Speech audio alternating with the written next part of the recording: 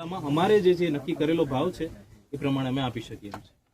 એટલે મારી આપ સૌને, આપ બધા અમારા કુટુંબીજનો છે, મારી આપને વિનંતી છે કે જે પ્રકારે ટ્રાન્સમિશન લાઈન જાય છે અમે આપને 100% મદદરૂપ થઈશું. જેટલું વધારે થઈ શકે એટલું મદદરૂપ થવાનું હું છે ને કંપનીને પણ કહીશ કે થઈ શકે, પણ જે નિયમ પ્રમાણે જે થશે એનાથી વધારે નહીં થઈ શકે. આ વસ્તુ છે અને ઘણી જગ્યાએ એટલે એ પૂછતું નથી. પૈસા સાહેબ દેવાના છે કંપનીને, ટ્રાન્સમિશન કંપનીને, ખેડૂતોને લોસ છે, પૈસા કંપનીને દેવાના છે સાહેબ. એમાં પ્રશાસન વચ્ચે આવીને તમે એમ કહો છો બરોબર, પ્રશાસનમાં બધા સ્ટેટ વાઇઝ કે બધી અલગ અલગ ગાઈડલાઈન છે સમજણ. ગુજરાતમાં અલગ અલગ ઓર્ડર થાય એટલે એમાં પૈસા કંપનીને દેવાના, અમને ખેડૂતોને આટલું નુકસાન છે સાહેબ. એટલું કંપની આપી દે એટલે અમે કામ કરવા એવું તમે કંપનીને દો કે હું નિયમથી વિરુદ્ધ કરવાનું ના કહી શકું. નિયમ વિરુદ્ધ રેટ પાછો કલેક્ટર સાહેબે એક મિનિટ સાહેબ, ઈ રેટ નું મૂકો તમે એમ કહો હાલો રેટ 979 નથી વધે એમ બરોબર. ક્રોપમાં તો કંપની પાસે ઘણા ઓપ્શન છે. ક્રોપમાં આને કઈ છે ક્રોપ જે છે એ પ્રમાણે જે ક્રોપ આપણને દેખાશે એ પ્રમાણે વળતર અપાશે. એ જે બરાબર છે નિયમ પ્રમાણે થશે એ પ્રમાણે થશે. લોસ સાહેબ વધારે છે, અમારે લોસ વધારે છે. એ રેટમાં તમારે મેળ જ નથી આવે. કલેક્ટરના ઓર્ડર પ્રમાણે અમારે મેળ નથી આવે. આપણે બે તો કઈ હિસાબ તો મેળ થવો જોઈએ. પાકું સર્વિસ સાહેબ કલેક્ટરના હિસાબ પ્રમાણે કહું ને તો આ ખેતરમાં 10 વીઘા કોરિડોર નીચે જગ્યા જાય છે સાહેબ. એનું કોટેશન બધું ગણીને 40 લાખ કરે, વીઘે 4 લાખ રૂપિયા ખાલી દે. 30 લાખની જગ્યાએ વીઘે 4. હવે હું તો આખો લોસ ગણું ને તો 50 વીઘાનું ખંડ એ વીઘે 15 લાખનું વેલ્યુએશન આવું થાય. 7.5 કરોડ રૂપિયા ખેડૂતોને વાત કરી. હવે કોરિડોરનું, પાકનું એ બધું પણ તો આવશે. ઈ 40 લાખ થાય કોટેશન, ઈ આપી દીધું. કઈ નથી થતું. 10 વીઘાનું થઈને 40 લાખ થાય, વીઘે 4 લાખ રૂપિયા મળ્યા ખેડૂતો. 30 લાખનો વીઘો સાહેબ શું કરવાનું થયું? વાત આપની બરાબર છે. હું નિયમ પ્રમાણે આપની સાથે વાત કરી શકું, બરાબર છે. એટલે એનાથી વધારે હું આપની સાથે વાત નહીં કરી શકું કારણ કે એટલી મારી પાસે સત્તા નથી. એ ફક્ત કલેક્ટર સાહેબે જે કરેલો હુકમ છે એ જ ફાઇનલ, એનાથી વધારે નહીં થઈ શકે. અને કામ આ રીતે જે છે આપણે પૂરું કરવાનું છે સાથે મળે. એ થોડુંક આપણે સમજવું પડે. એમાં તો ખેડૂત 4 લાખ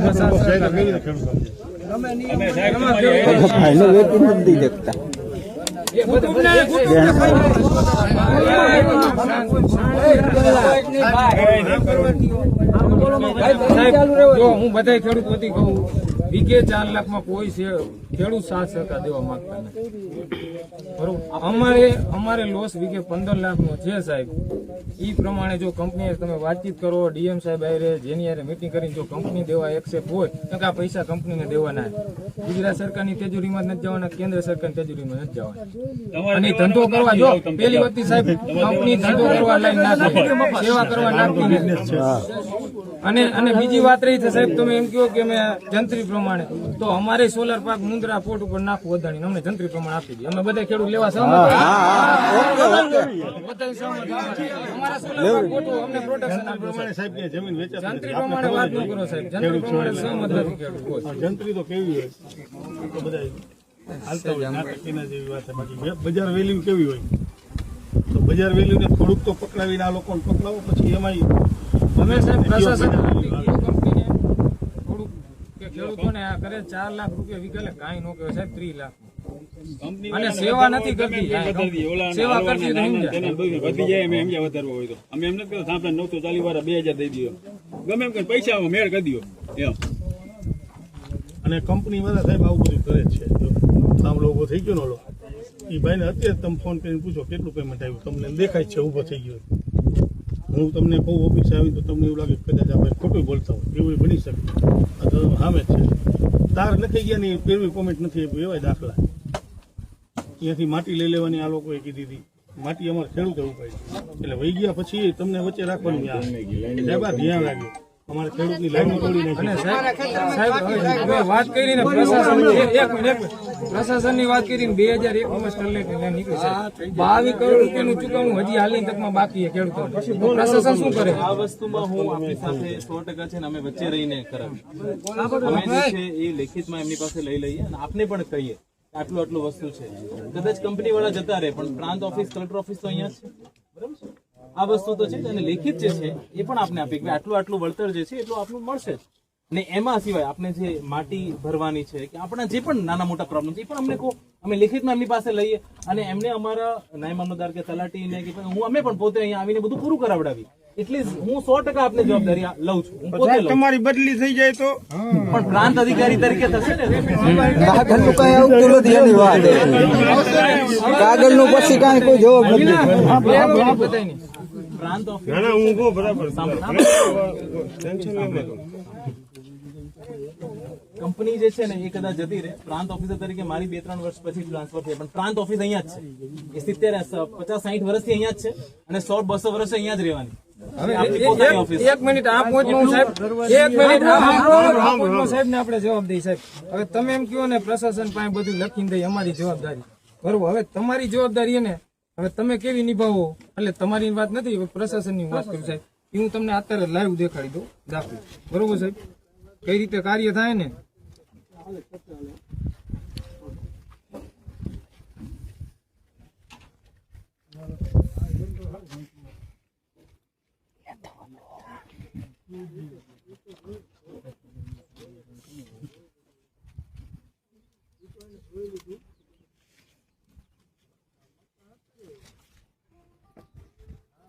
હવે સાહેબ આ 20/1/2026 માહિતી આયોગ દ્વારા ઓર્ડર કરેલો છે, હુકમ, બરોબર, મામલતદાર પીઆઈઓ, બરોબર.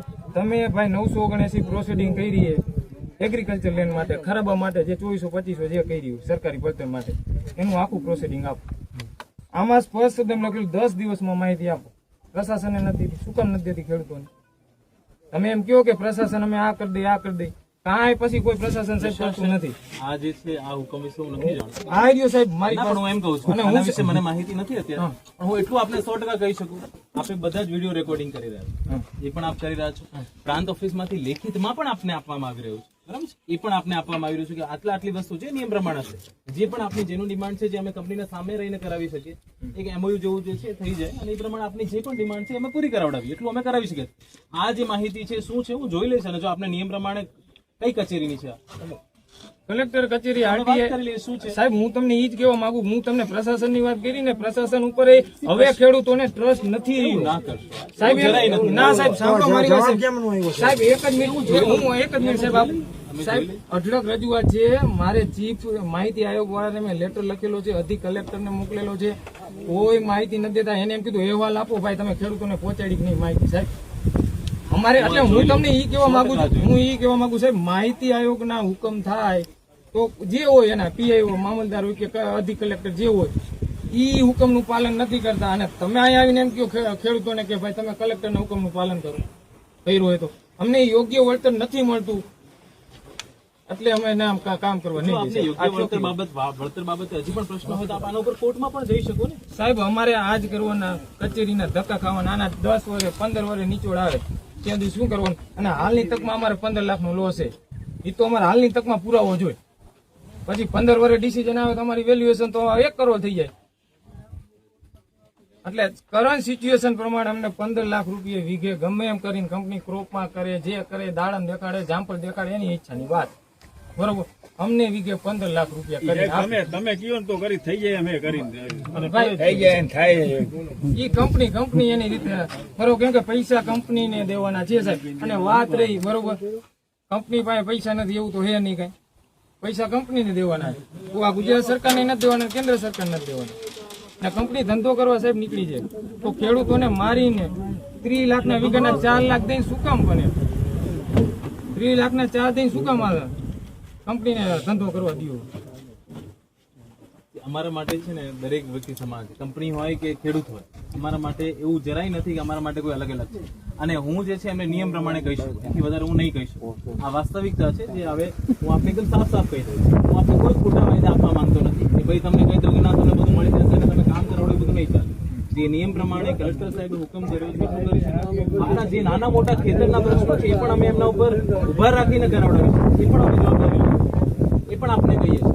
આટલું જે છે એ વધારે વધારે અમે કરી શકીએ છીએ આપના માટે. અને આપ બધા સહયોગ કરો, આ કામ થઈ જવા દો, એટલી હું આપને રિક્વેસ્ટ કરું છું. ભાઈ સાહેબ 15 લાખનું વીઘે નુકસાની 4 લાખ લઈ લ્યો, સહમતો બધા? આવડી મોટી નુકસાની કેવી રીતે? એમાં સહમત નથી. આ પણ ખેડૂતો આપણે સમજી શકે.